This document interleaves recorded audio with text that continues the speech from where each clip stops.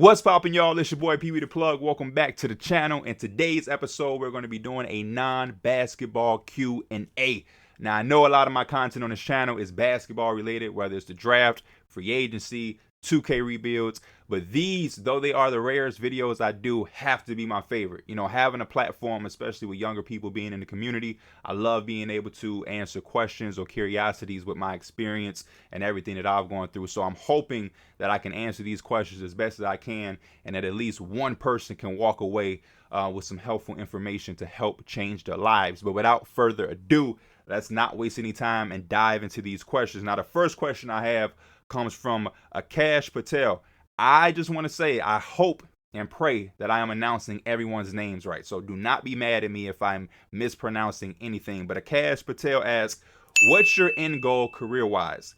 Is it a front office role, media role, etc.?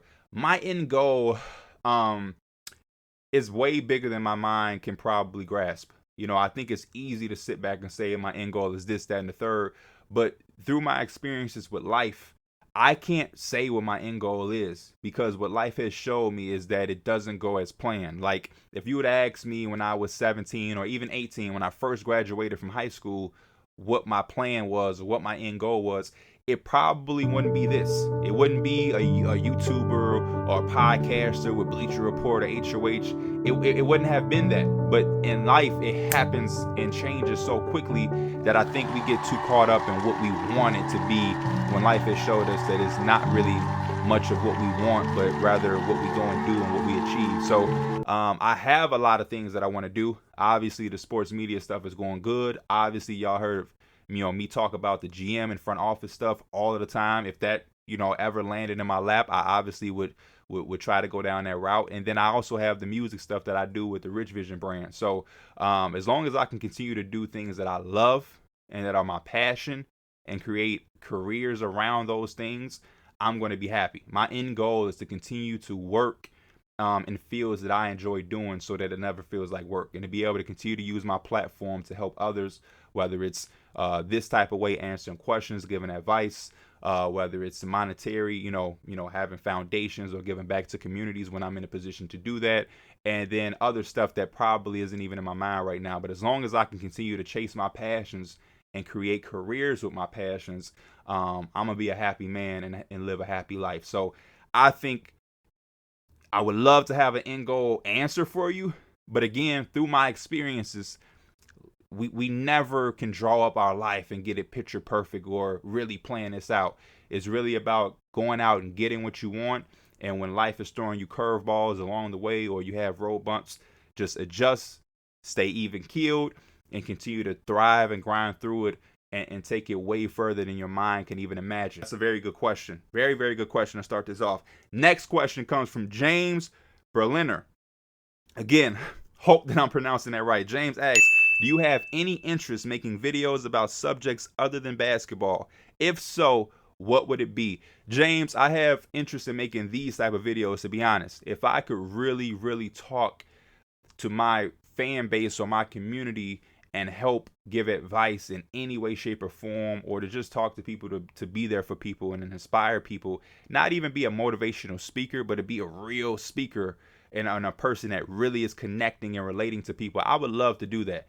The hard thing about that, though, is when you start to create a lane for yourself and you carve out a niche, people really want that. And I never want to come across as a person that has all the answers, because I don't. I'm not this guy that's a life coach or has all of this advice, and I'm saying, hey, if you do what I'm saying, you're going to be right. But if I can use my stories, my experiences, and I can tell them and be an open book for some of you guys, you can learn what to do, what not to do, or you can take that information however you want, and you can put it towards your life to change the direction or whatever route you want to take. So these type of videos that are a lot more personal will be something I would want to be able to do on a more day-to-day basis, mixed in with the basketball, of course.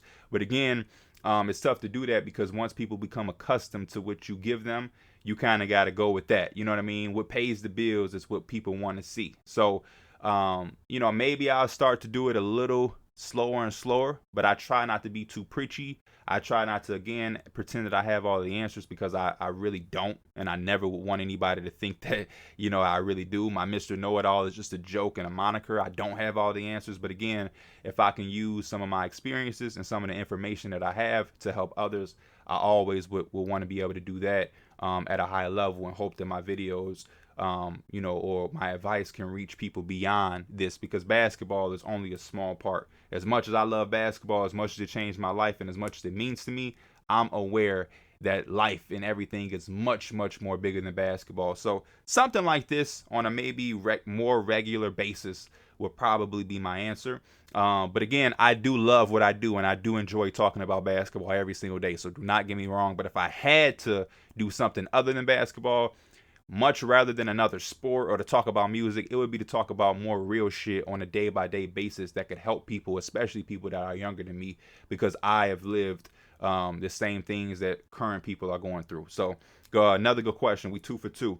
Shout out to my guy Tyler Foster. He asks, what message would you put on a billboard for the world to see?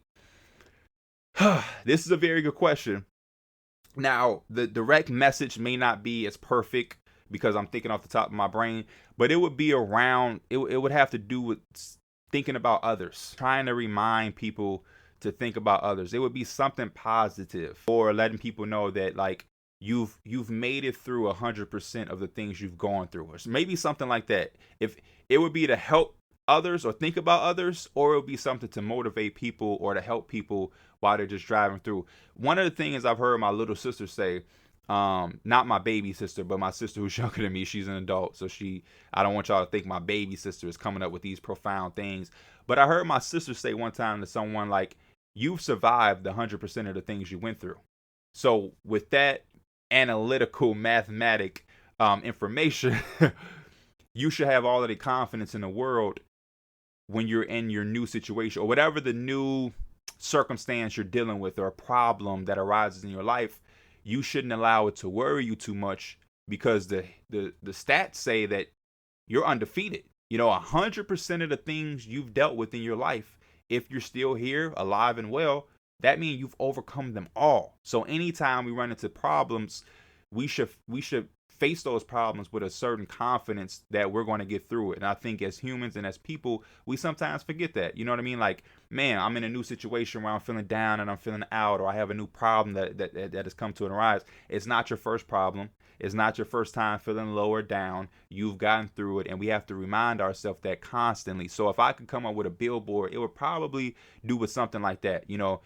Just very simple. You've overcome 100% of the things you've gone through in life, or something much more shorter, so people can see it, it can hit them, it can remind them, and they can instantly be like, oh yeah, and they can have that confidence to go through whatever they're going through, or dealing with whatever current situation, because that's life. We're all always going through something. I don't care how much money you have, I don't care what your last name is, how many followers.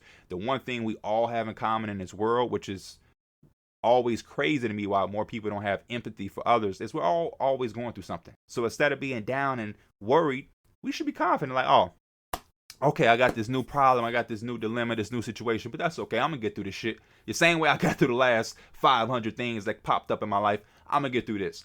But human nature makes us worry, makes us stress, makes us overthink, when in reality, the stats, and people love stats and numbers, say that we'll probably be okay and we'll probably survive. So that's what I would put. Great. That's a very creative and great question, by the way, Tyler. I love those out of the box questions.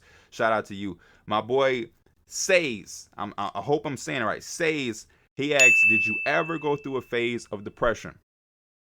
I would be highly surprised if there was ever a human of proper age, who's never been through depression. We've all, like I said, we've all lost people. We all have been through real shit. I've never met a person that hasn't been through anything damaging, or anything that can sadden you.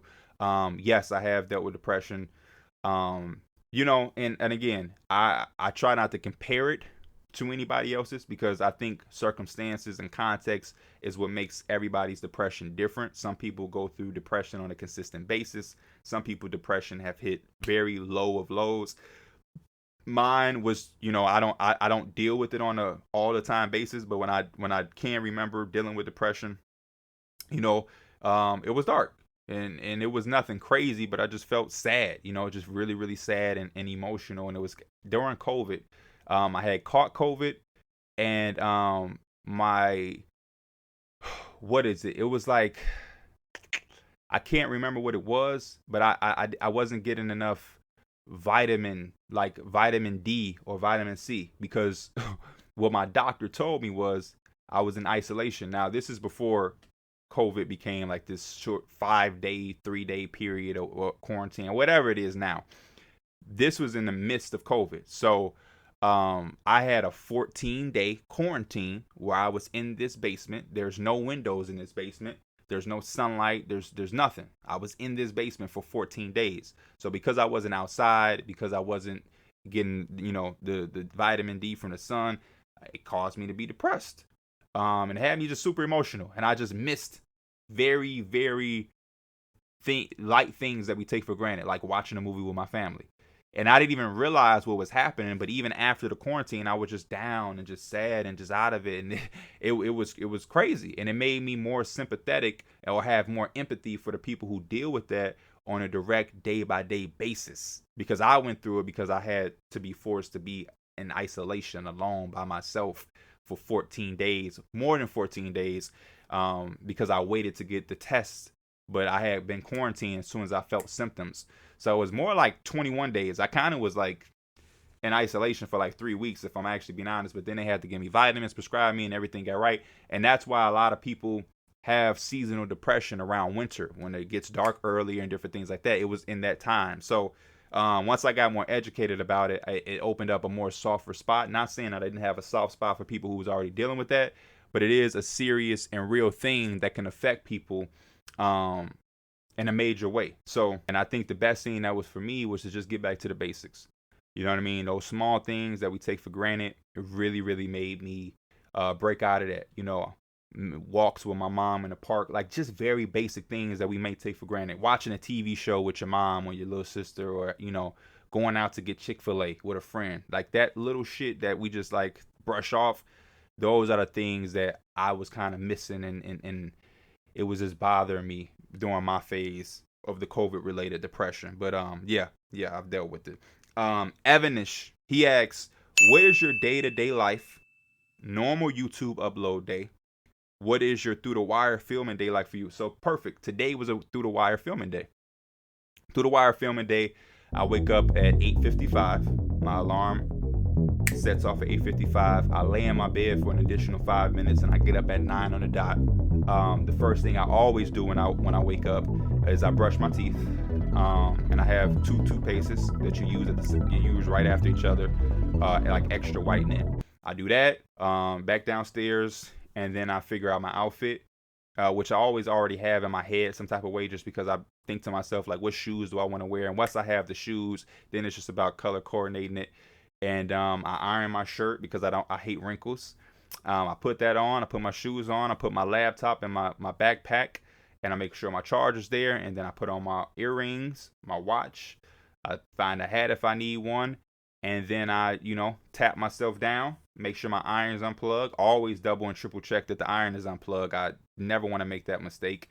And then I do it like a pat down. I got my keys, got my phone, backpack, laptop, we out. And then I go upstairs, and I either put like cereal in a cup and I'm out, or I, make oatmeal in a plastic bowl, or I have a breakfast sandwich that I put in the microwave, or some fruit, just something.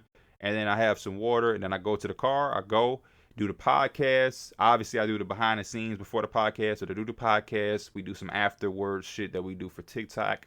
Then I come back home. I edit I edit and upload the behind the scenes, and then I chill. Today specifically, after the podcast, I went to Whole Foods, got me some fruit, came back, edited, upload, went on an hour walk, almost an hour. It got cut short because I ran into a deer that scared the shit out of me. I'm just listening to my podcast, walking. So yeah, that's my normal through the wire day. Now for my normal day to day, I'll do the same schedule, but except going to the podcast, I'll record my video for the day or for the following day, and then I'll edit it. And then I try to get my work done early, and then I'm chilling. I'm either, depending on what the day is, doing something with my girlfriend, or working out, treadmill, walking, going to hoop, may go shopping, you know, and then just normal life stuff. Very simple. I like to keep my stuff simple, and I like to keep it structured so I know what my agenda is for the day. I'm waking up, I'm recording or editing, and then I'm going to record again. And if I need that video to be out that day, then I'm done. Everything else for me, work-wise, is then optional. But as long as I've done something that day, I'm good. Whether it's playing a video, edit a video, upload a video, record a video, something has to be done. Unless I'm just super exhausted, I have no problem taking days off and just relaxing. But as long as I get some form of work done in the morning or that midday, like right before noonish, then I'm good. But my goal is to always have my shit done before 3, because I feel like 3 is always, it's like, it reminds me of school. It reminds me of when I had a 9 to 5. Like 3 o'clock is like, I'm out of here. So I think of my work life as the same way. It's like, be done by 3, and I got the rest of the day to just vibe. You know what I mean? So that's really my idea of a work day for me. I would make the laws super strict if you doing some bogus shit to people. You would be like, damn, that's some bullshit. It's fine, but she's dull as hell. She has no sense of humor. She's negative. She has no personality.